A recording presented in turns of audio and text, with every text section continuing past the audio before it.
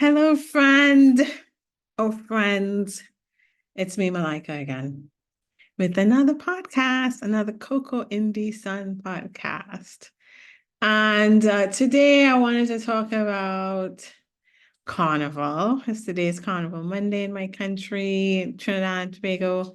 Um, and then I wanted to talk about uh divine feminine archetype that I think was just revealed to me.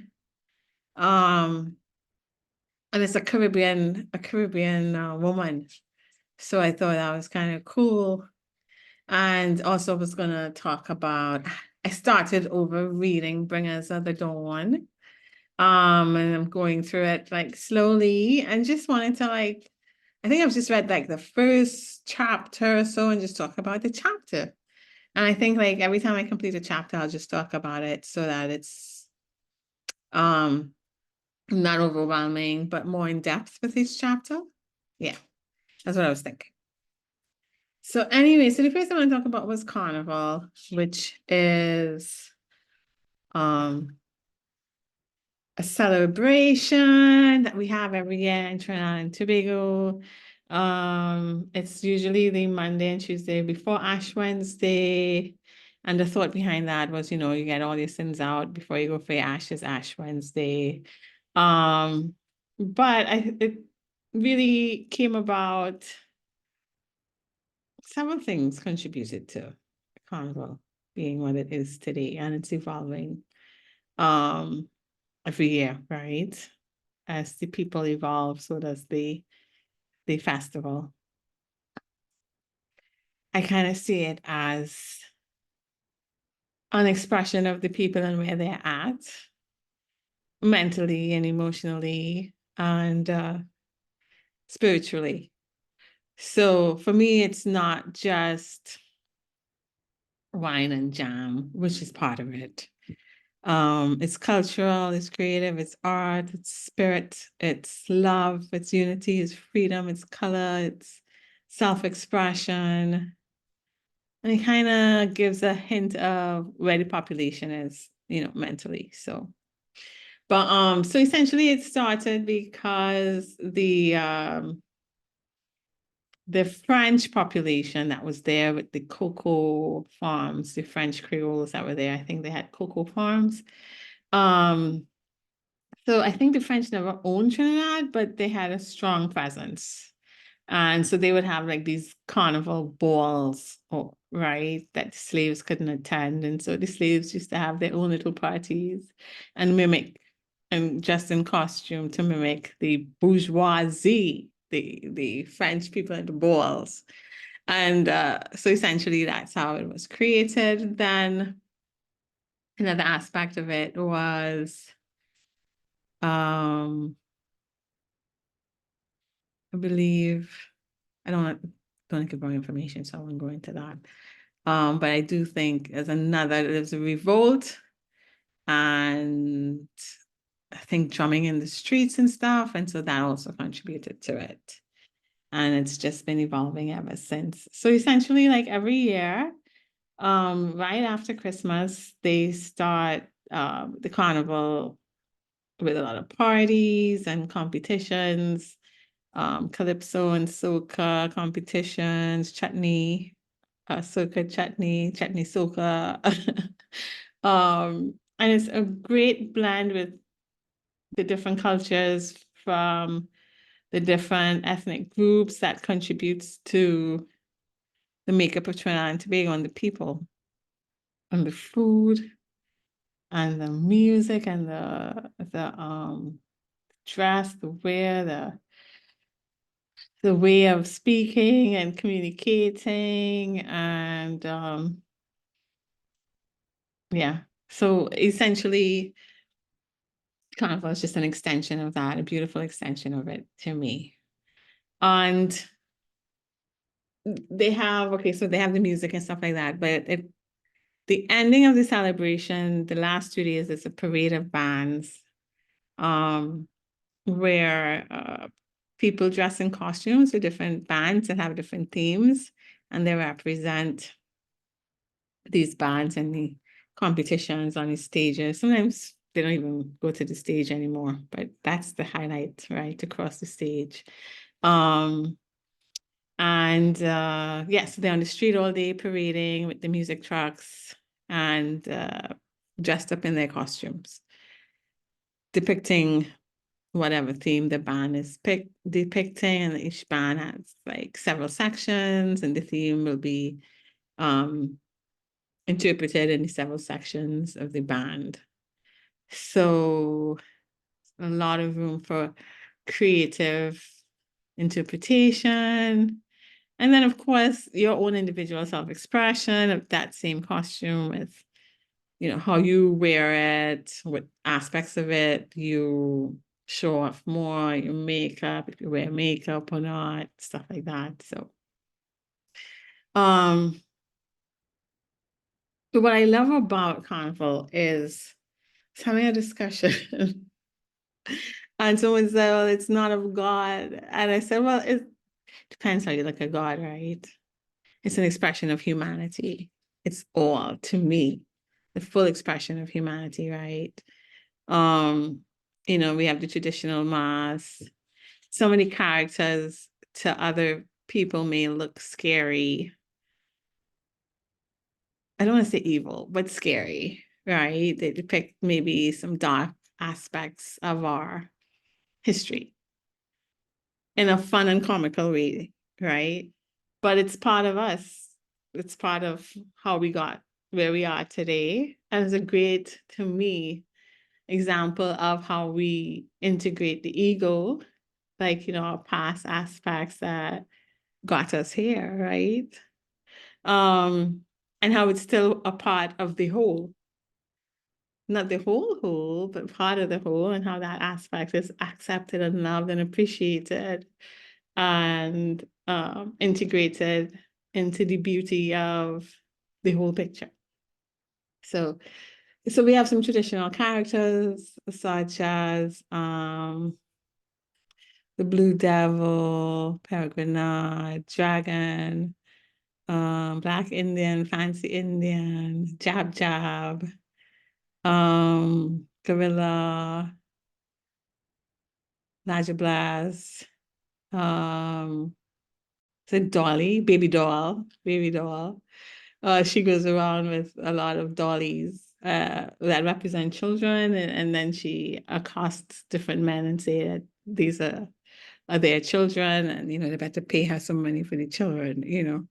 And so each character has a theatrical aspect that they play out, and so it's also performance art, but also like fun and also creative and also historic.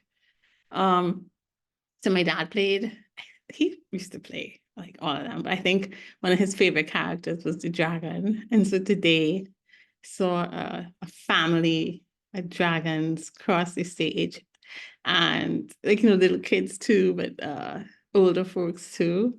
Maybe like 7 or 10 of them in the group, and it was just so beautiful to see the tradition being passed down, So it feels good to know that the next generation will have an understanding of it, and it will be continued, the history of it, the tradition of it.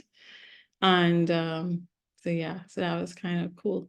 So I like to look at it, the whole festival, kind of look at where the country's at as a people, right?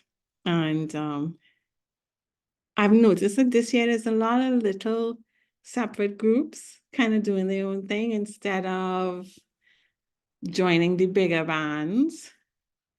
I think I like seeing that, right? Different forms of creativity being expressed instead of just, all these big bands that kind of look the same. And it's really hard to see like what the actual representation is. What's the depiction of the band? Like, what's the theme?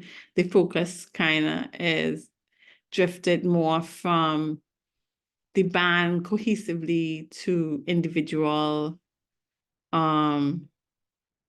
costuming. So it's good like close up, but like from a distance, it just looks really jumbled.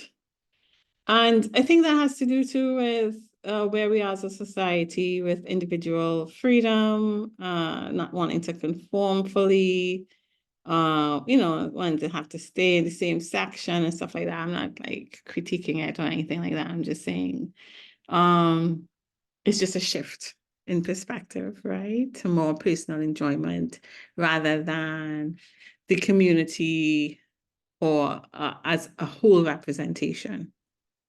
So long time, the band, you would see the theme play out, right? It was the whole band would tell a story. And if there were, as there were, a lot of creatives involved, we would get some dancing and we would get some drumming and, you know, I remember Peter Minshall, I think was it Man Crab? River Come Down when they were on stage. So I think my mom played that year actually, and my aunt took us up to the savannah to meet her so we could see her. And I may have been like 5, but that was 1983. I may have been like 5. I'm not sure if it was 1983.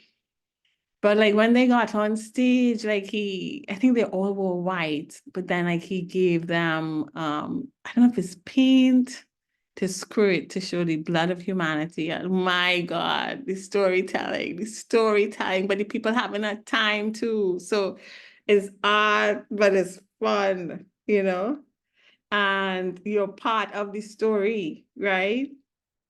So yeah, that aspect is kind of not there a lot now. I saw the smaller little bands that had maybe 6 or 10 people. They would have little dances before the major costume came on. And I thought I was really getting back into the tradition of the storytelling and the arts and the dancing and so I think that's quite beautiful.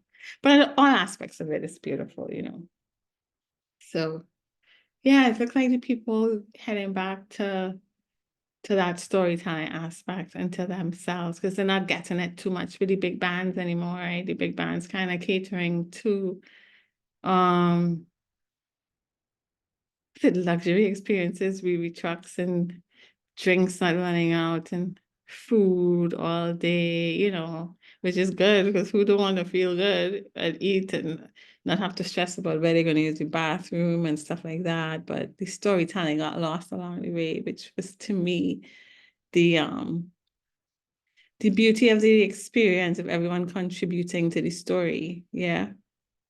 So that's just where my head is. But yeah. Really like it's good to see the people kind of like still head in that direction. So I'm curious to see where it will be in 5 or 10 years. Um, but yeah, the big band's still nice to look at because you see a large group of people enjoying themselves, and that's good energy. It's good to see if they are enjoying themselves, after paying all that money. Move away, which is kind of weird that it started off because they weren't being included. And now to be included, they have to pay like so much money. And then there's like tier systems, right? You pay this, you get this, you pay that, you get more, you pay this, you get more. So they're still categorized in the type of treatment and experience they have based on their financial resources. Um, so yes, kind of a curious fact because if you look at where it started and where it is now, like, yeah, yeah, it's kind of curious to see that, take that in. So anyway, so yeah, the one of the archetypes that came in the other day, I was just sitting there and said, the Washer Woman is a divine feminine archetype. And I think I Googled what the Washer Woman symbolizes. Washer Woman.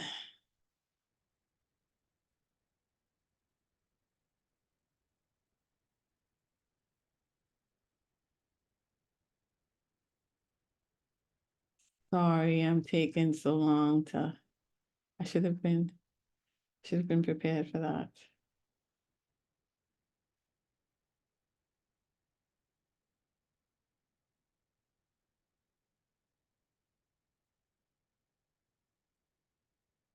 I didn't see it. Wait, hold on. I should have looked this up before because I did it the night that I thought about it, but I haven't like.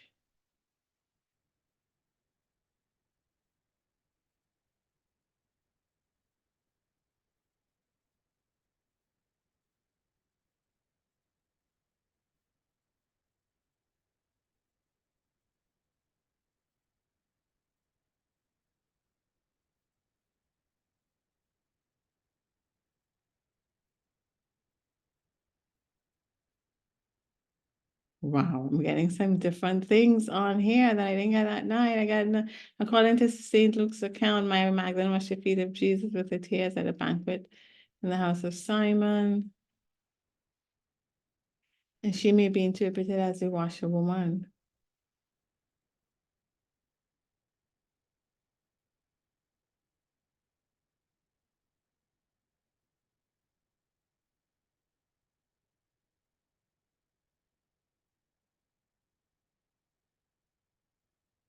Oh, I'm going to have to look it up because I don't see the meaning here. I think in Scottish, the Scottish lady washer woman is a woman of death. A messenger between the other world, which I didn't know either. It's kind of cool too.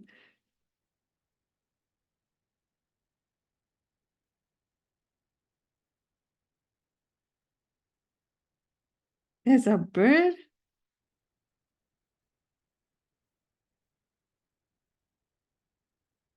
Okay, let's see. I think Peter Minshall played Washer Woman. So let me set, if I look up Peter Minshall, Washer Woman, if it will come on.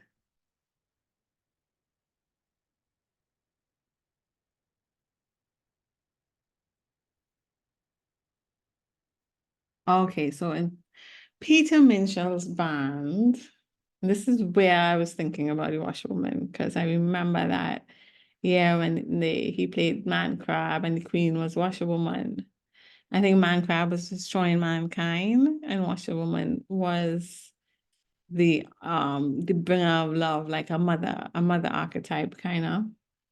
You know, guys, I identify with the mother archetype of the divine feminine. I feel really connected to that, which is really odd because I struggled a lot with, you know, being able to accept love. So that would extend to being love a while back, much better now, but it just seems like that's the archetype I connect with. Like, who would have thought, you know? Anyways, so let's see.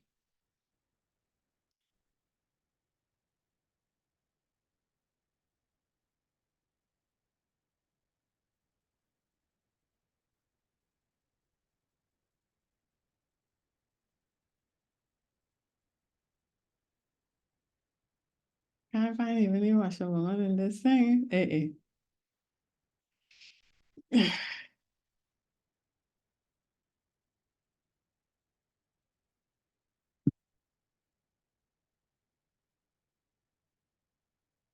It says it represented life and purity.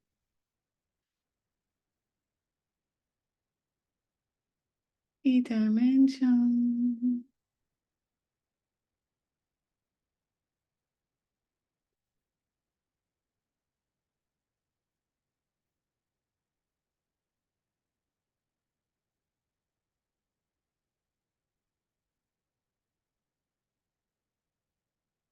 Marvelous the sea, Papillon.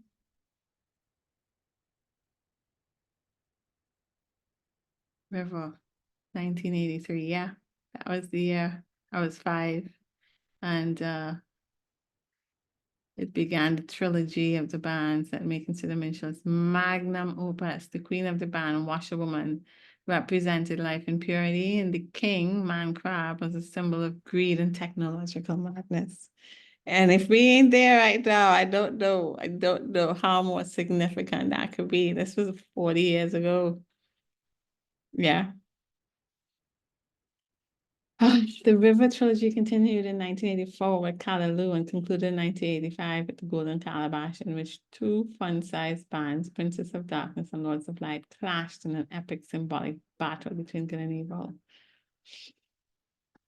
Anyways, so yeah, the Washer Woman archetype has just come in for me as a beautiful archetype of love and purity, but I'm getting a very motherly like aspect of her, one of cleansing and loving through your flaws. Yeah.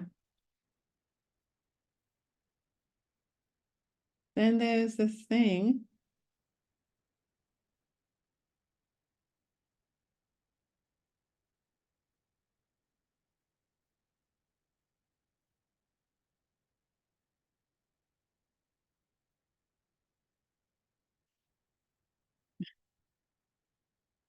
So washwoman is generally a woman who takes the washing, which would be the dirty clothes. She makes it clean. All these things are just coming in, right? The understanding of it. And then every I think society would have a washerwoman aspect. So yeah. Anyways, if I ever find what I was reading that night, I will post it or talk about it in the next podcast. Yeah. I'm sorry I didn't research this before coming on here and making sure I had enough information to share that with you. Okay, so then the other thing I wanted to talk about was bringer of the dawn. Bringers of the dawn. Well, I see my reading light. I can't see any light, so I have to have a little light. Anyway, that's right. I'm now on chapter 2. So in chapter 1, what we learn is what happens on Earth now will affect the entire universe. So the entire universe is tuned in to see if Earth does what it needs to do to get where it needs to get, so the rest of the universe can do its own work. The speakers are the people who are writing, right? The ladies channeling the Palladians, which is like a galactic race, and they are a collective of energy from the Pleiades. We have a long history. Our ancestors came from another universe that had achieved completion, a universe where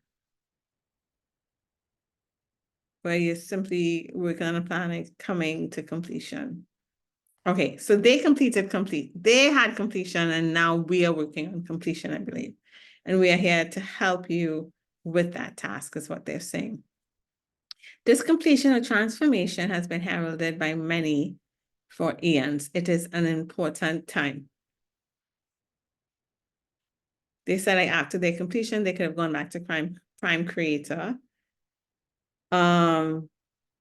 But they chose instead to come into this universe as ambassadors because they realized that someday we would be ready for completion. They say that time is greatly misunderstood in the third dimension reality, that we believe that time is measured in minutes or degrees. Time is much faster than we realize. In actuality, time codes and plays, or time codes and plays with information, allowing you to move into realities simultaneously by stretching, distorting, curving, and twisting time around. You can get on an elliptical curve of time and experience many realities by simply going around the elliptical curve and discovering that as time is not solid, neither is reality. That's mind-boggling. I don't even know how to explain that. So if you get an understanding of it, please share it. As all realities are not solid and as the future is not set, it is only a number of probabilities. They're saying the change that Earth undertakes will not only affect Earth, but it will affect your future, your present, and the entire universe. The good news is you have come to Earth at a place and time when evolution is at hand. So we are here for this evolution. That's why we are here. And as the transition is about to occur, a dimensional shift A transition is about to occur, a dimensional shift. What is wrong with me? A transition is about to occur, a dimensional shift that will lessen the density of the third dimension so that you will move into higher dimensions in which the body does not have such a solid state. You have come here because you wish to master the evolutionary process and be able to live with it. This is going to be very exciting because it means that you're going to function in many realities. Okay, bear with me one moment. I have to take a pot off the stove. But I'll be back. Just bear with me 2 seconds. Okay.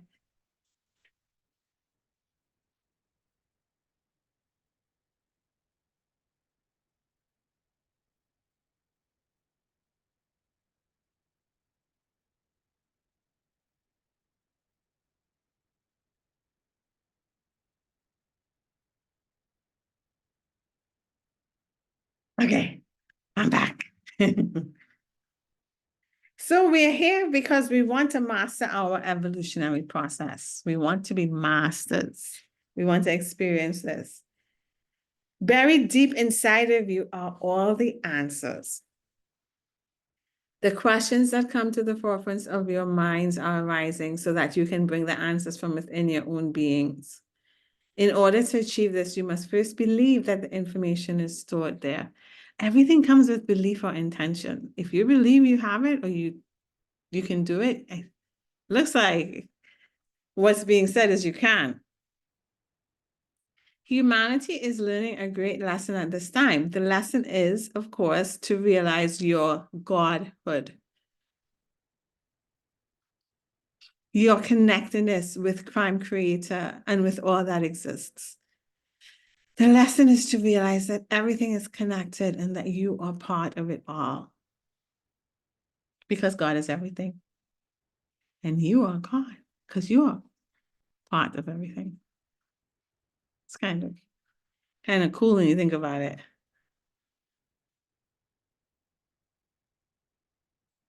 God described as a prime creator, which would mean you would be able to create your reality. I'm just saying. Anyways, information was distorted when those who came from the skies to move you along in your development were turned into gods.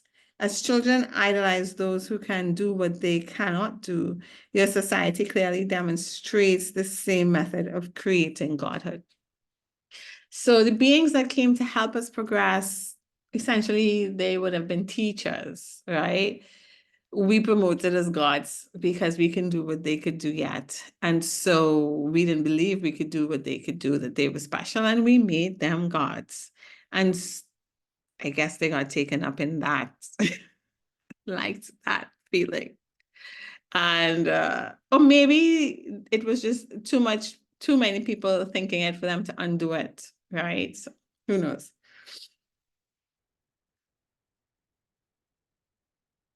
The concept behind this method is one of the belief paradigms that you have come here to change. So you've come here to change this belief that beings that can do stuff that you can't do are gods and you are not.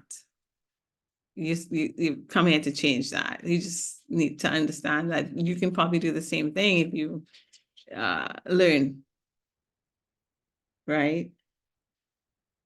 The third dimensional world is one of great challenge, for it allows magnificent limitations to set themselves up. Through these limitations, structures are formed. And through this process, you create and learn that you are a portion of Prime Creator, and that Prime Creator desires experience. So that's what he or she or it really just wants experience. It doesn't apparently have a thought about good or bad. It's just lessons and experiences. You are magnificent beings, members of the family of light. And you came to Earth at this time on assignment to create a shift, to make a change, and to assist in the transition. Love is the key. Love is what makes up the universe. The present technology on Earth will only develop to a certain extent because mankind does not yet understand that love is necessary. Energy can take all forms of creativity, but when one is dealing with greed or hatred or any emotion that is not working towards light, one is only allowed to go so far. There is only so much information that is available to that sort of vibration. Love is the basic building block. So when one has love, all possibilities exist. Bringing back the concepts of light, which are information and love, which is creativity, is the plan. So let me read that again. This is the plan. The plan is to bring back the concepts of light. Light is information and love. So bringing back the concepts of light, which are information and love, which is creativity, because information and love is creativity. Oh, they're breaking this down. So that's his plan. The plan is to bring back light, which is love and information and creativity. That's what we're trying to do. That's what we're trying to do. That's what we're trying to do.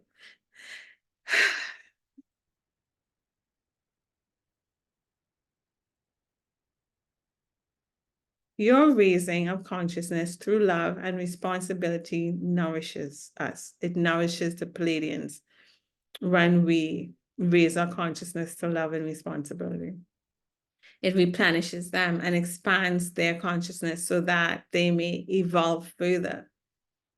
So they thrive off of that, and that's how they evolve. So our evolving helps them to evolve. It's all interconnected. Therefore, as we are friends and guides and assistants to you, so you assist us as well. I'm starting to see like it feels like that infinity like relationship where it's an equal exchange of energy, building and building and building, like a good exchange, right? I like those type of relationships, balanced and fulfilling each other. Yeah. If we could assign a career to each of you or give you a way of being, we would ask each of you to become an inspiration. When you're able to live in this capacity and to be truly an inspiration to all who encounter you, you will be living your light, and that is quite profound.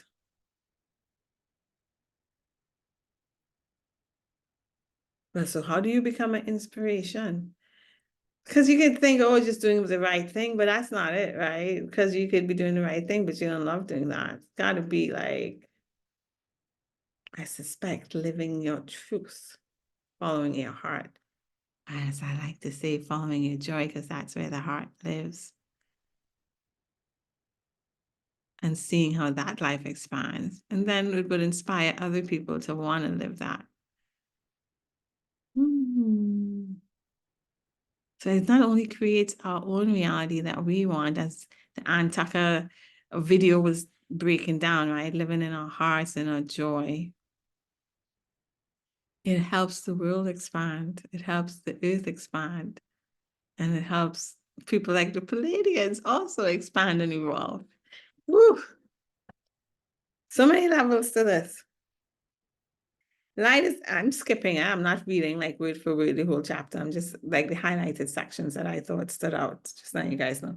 Light is information. Ignorance is darkness. We want you to be working in the light, not in the dark.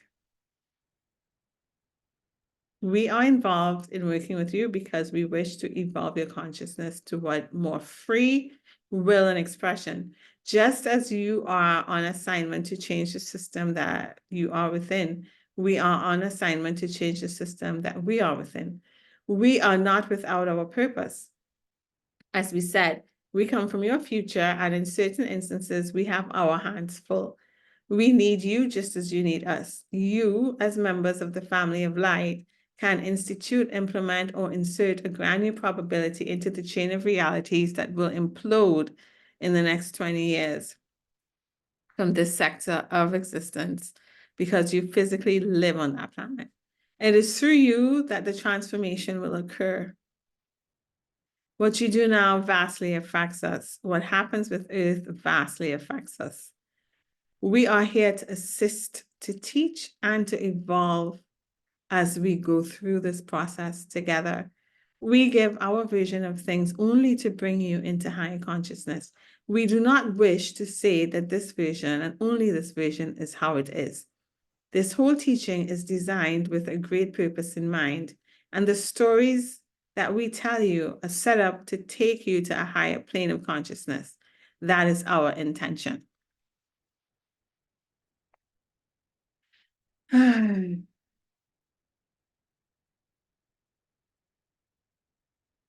Never stop where we define an idea, since we are simply here to open up your paradigms and rattle your cages so that you can begin to find the activation of the real knowledge, the true knowledge that is stored inside of you.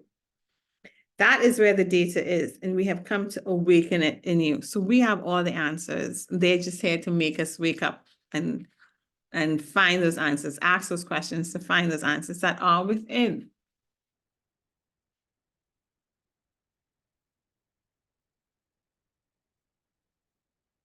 And they say some stuff, and then they say, this comes to the first and final tenet. So the first and final law or rule, right? That's what a tenet is. Thought creates. No matter what situation you find yourself in, it is the power of your thoughts that got you there. It is also the impeccable belief that thought creates that will transform your experience and the planetary existence. We recommend that you do a little questioning of anyone who over-defines and tells you absolutes. It is important to hear many different opinions and many different stories. Listen to a person's story, then see if it feels right. Is it for your own benefit and upliftment? One of the things that we like to teach you is that it is up to you to decide what to do. We give you information, however, it is up to you to decide what to do with it. You are in charge of your life. We are not. We like to pride ourselves on being storytellers. I found this really interesting because I love storytelling and I love storytellers. And I like that aspect of my being, right? So I'm just really great that they see themselves as storytellers. It makes me feel like connected in a way. There is a certain credibility and a certain sensationalism in the way we present data. However, a story that we tell you at one point is certainly not the only story. It is not the end, and it's never the only truth. It is only one fragmentation, one small portion of the bigger picture. No matter what story we tell you today, we guarantee you that a year from now, we will tell you a different story, because a year from now, you will be able to comprehend things in a grander fashion. So the story will constantly evolve. Your task is to find your identity inside of the story, to find what you know, not what you want to believe or what you have been told. Trusting what you know is imperative, for knowing is your connection to Prime Creator. Each and every one of you is going to have to know that your life is about something as you begin to remember your role. I keep asking what my role is, and these dreams that I get is like, just to be, every day should be a vacation. You know that. But what would make every day a vacation for me, kind of, is the question. I want to know, what would make every day a vacation to me? Doing what will make every day a vacation for me? In service to myself, and by extension, being in service to others. You yourself chose to be here. You are on assignment to bring memory forward and to bring the value of human existence back to the forefront of creation. You are needed. You have been in training for this assignment for lifetimes, and you did not come unprepared. All that you need to know now is inside of you, and it is your task to remember your training. This is not a lifetime when you are going to be taught new information. As we said before, This is the lifetime when you are going to remember what you already know. And we are just here to remind you of it. That is part of our assignment. So those were the major highlights for me in the chapter, the first chapter, right? They say why they're here to kind of wake us up so we can access the knowledge within us. They will do so by telling us stories, that their story isn't the only story, it's just a fragmentation of it. And also that their story will evolve based on how much we can process and comprehend, right? Our own growth will determine the type of stories. And that we are here for this evolutionary experience. We are here to experience it and to master it and to help Earth raise its consciousness, and by doing so, help the universe evolve. Because they survive off of our thoughts and feelings, I guess. It's all quite beautiful and interconnected, yeah? Anyways, so that's all I have for today. I really just wanted to touch base because I love being in contact with whoever's watching this podcast, and I love sharing whatever I've learned and whatever new things have come to me, whatever understandings I've gotten. And I have learned now to identify when I am connected to myself and when I'm not. And I've learned that I'm not connected to myself when I'm really doing things I don't want to be doing, worrying about those things that I don't want to be doing. Then I can't hear myself. But if I'm in stasis doing what I like to do, if I'm happy doing what I like to do, and I'm at peace doing what I like to do, then I'm able to hear myself and what I want to do more and follow that direction. So I have no idea where this is going to lead. As I identify what sits well with me and what doesn't, what drowns out my inner voice and what doesn't, and then eliminating those things so that I can hear my inner voice and my inner guidance and move in that direction, but not knowing the direction or the end, right? The destination, just being on the journey. So it's a little scary, but also quite exciting and adventurous because you don't know where it's going to go. But you know it's got to be somewhere good because you're following every good feeling and every good thought that you want to do. So it's got to lead to more good, right? These breadcrumbs of goodness. So we shall see. But anyways, I hope everyone has a beautiful week. If I'm not on for the rest of the week, which I don't think so. I think I'll be on again because I like to be on here. But in case not, like, I hope you have a really beautiful weekend. I hope you feel loved and you know that you are loved and you know that you are loved in your truest expression. And maybe sometimes you don't display it. It doesn't come out because you have triggers and filters and all this stuff covering the love and we can't see it, but you're still it, right? A seed is still a seed, even if it's buried in the ground. Nobody can see that seed. It's still a seed. I also feel like I had this understanding the other day that the dirt nourishes. We just got to take the nutrients we want from it and leave what we don't need from it, right? The wisdom then from it, the lessons learned and the wisdom from those lessons. And that helps us to grow towards the light so that we can bloom and burst through. And first we sprout a little bit and then we get taller and bigger. And then we start getting, stronger and we start bearing fruit and blooming and stuff. So yeah. The dirt is necessary. I think it's the first stage of the growth, right? And then after that, we'll know how to maneuver those dirt and how to convert it into what we need. And it wouldn't be where we are covered and stuck in. It'll be what we'll be able to use it so we can just grow from it. Like a nutrient. It wouldn't drown us anymore. Yeah. Anyways, so yes, I wish you guys know that. I wish you feel loved, you know you're loved, you know you are loved, even when you're not always able to be an expression of it, to what you think is an expression of it, that you're still it, because you are created from love. Anyways, have a great, great week, guys. See you later.